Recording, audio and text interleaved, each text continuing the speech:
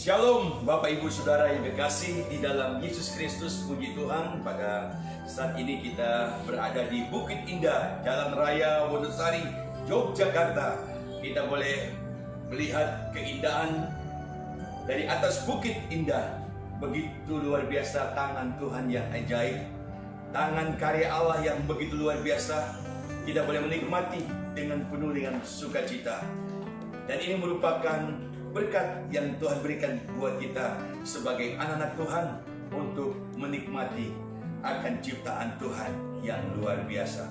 Kita mengucap syukur akan semuanya itu karena Tuhan lakukan itu yang terbaik buat kita, supaya kita sebagai anak-anak Tuhan untuk merawat akan keindahan ciptaan Tuhan di dalam kehidupan kita, dan kita selalu mengucap syukur kepada Dia bahwa dengan keindahan ini kita boleh merasakan sesuatu dalam kehidupan kita menjadi kuat, segar, dan sukacita, dan enjoy bersama Dia di dalam Yesus Kristus, karena berkat Tuhan berikan kepada kita sebagai anak-anak Tuhan. Shalom Bapak Ibu Saudara, kita akan belajar akan firman Tuhan bersama-sama pada saat ini. Mari kita akan membuka bersama-sama di dalam kitab Efesus pasal yang kelima, ayat 20 sampai ayat yang ke-21. Dua ayat ini saja yang kita akan bahas. Kita akan merenungkan bersama-sama bagaimana karya Tuhan yang Tuhan sudah lakukan dalam kehidupan kita, Kita boleh ada saat ini karena kemurahan Tuhan, karena kita ada di sini karena napas yang segar yang Tuhan berikan, karena kita ada di sini karena tangan yang Tuhan sudah nyatakan buat kita. Kita boleh menikmati akan segala sesuatu yang Tuhan berikan kepada Bapak, Ibu, Saudara dimanapun berada. Mari kita akan membacakan ayat ini. Kitab Efesus pasal yang kelima, ayat 20 sampai ayat yang ke-21, demikianlah firman Tuhan. Ucaplah syukur senantiasa atas segala sesuatu dalam nama Tuhan kita Yesus Kristus kepada Allah dan Bapa kita, dan rendahkanlah dirimu seorang kepada yang lain di dalam takut akan Kristus. Saudaraku, sebelum kita akan merenungkan firman Tuhan, kita akan belajar bersama-sama. Baik, kita tunduk kepala, kita berdoa minta pertolongan kepada Roh Kudus untuk bersama-sama untuk menjelaskan akan firman Tuhan buat kita semua pada saat ini.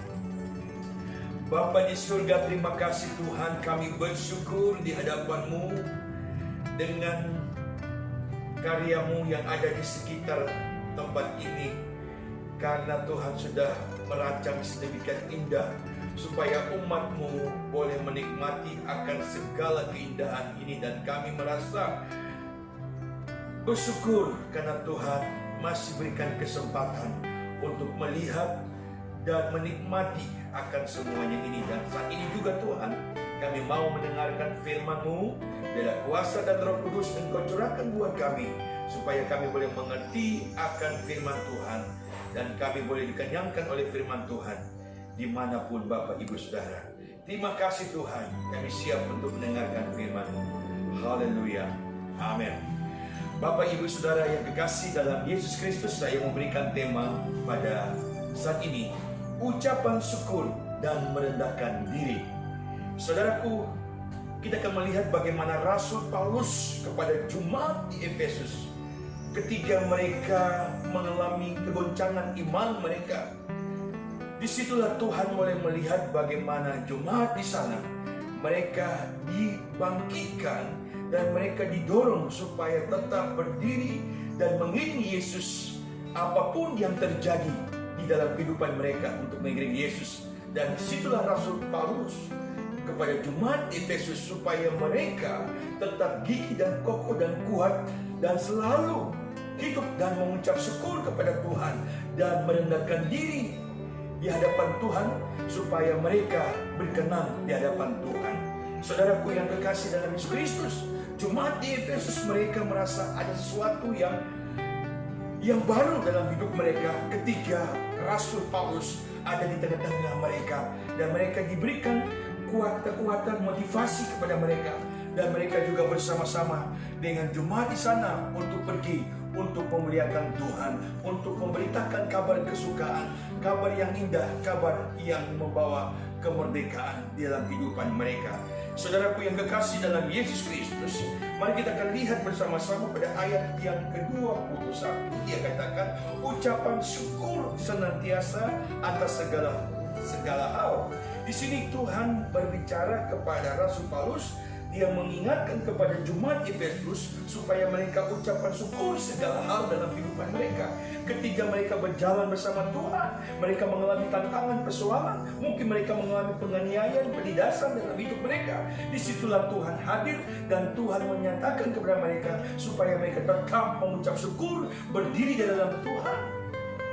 Ketika juga mereka berada di tempat yang menyenangkan, tempat yang sangat sejuk, dan banyak orang yang menyambut, dan juga mereka menyambut dengan sukacita kepada mereka. Disitulah ada ucapan syukur dan sukacita bagi mereka, karena mereka diterima akan kehadiran mereka di sana. Saudaraku yang kekasih, Tuhan berbicara kepada jemaat Efesus supaya mereka tetap hidup dengan ucapan syukur apapun yang mereka alami. Mungkin mereka saat itu mereka mengalami dengan kegoncangan iman mereka. Mereka dianiaya, disiksa. Mungkin mereka dipukul, dipenjarakan. Mungkin mereka dibunuh. Tetapi disitulah Tuhan hadir. Dan Tuhan berpihak kepada mereka. Karena Tuhan tahu, karena mereka berjalan bersama Tuhan. Mereka bergantung penuh kepada Tuhan. Dan disitulah Tuhan hadir. Dan Tuhan akan memberikan kekuatan dan penyelamatan kepada mereka ketika mereka mengalami kegoncangan. Saudaraku, ucapan syukur itu Tuhan berikan kepada mereka. Ucapan syukur ada kepada mereka. Ketika mereka merasa sukacita, banyak jiwa-jiwa dimenangkan bersama-sama para rasul. Mereka memenangkan orang-orang datang kepada Yesus. Mereka bersukacita karena banyak orang yang boleh percaya dan menerima Yesus Kristus. Dan mereka ucapan syukur di situ. Kenapa? Karena karya Allah yang luar biasa dalam kehidupan mereka. Dan itu Tuhan katakan sini kepada kita, Bapak Ibu Saudara, supaya kita mau hidup di dalam Tuhan, supaya kita berjalan dengan Tuhan, berjalan dengan Dia, bergandengan dengan Dia, supaya kemuliaan Tuhan itu boleh terjadi. Hidup kita selalu menyenangkan di depan Tuhan. Hidup kita selalu berada di dalam kebenaran dalam Tuhan. Hidup kita selalu berada dalam terang dan terang menerang, supaya kita tetap menikmati akan berkat daripada Tuhan. Saudaraku yang kekasih, kita lihat yang kedua. Tuhan katakan kepada kita bagaimana kita harus merendahkan diri. Inilah yang Tuhan selalu berbicara kepada Rasul, kepada murid-murid Tuhan Yesus, kepada orang-orang yang percaya pada saat itu, supaya mereka memiliki sikap yang rendah hati kepada orang lain. Itulah yang Tuhan inginkan. Jauhkan kesombongan, jauhkan tinggi hati. Jangan katakan saya hebat, saya ini orang yang pintar, saya bisa menciptakan sesuatu, orang lain boleh menikmati.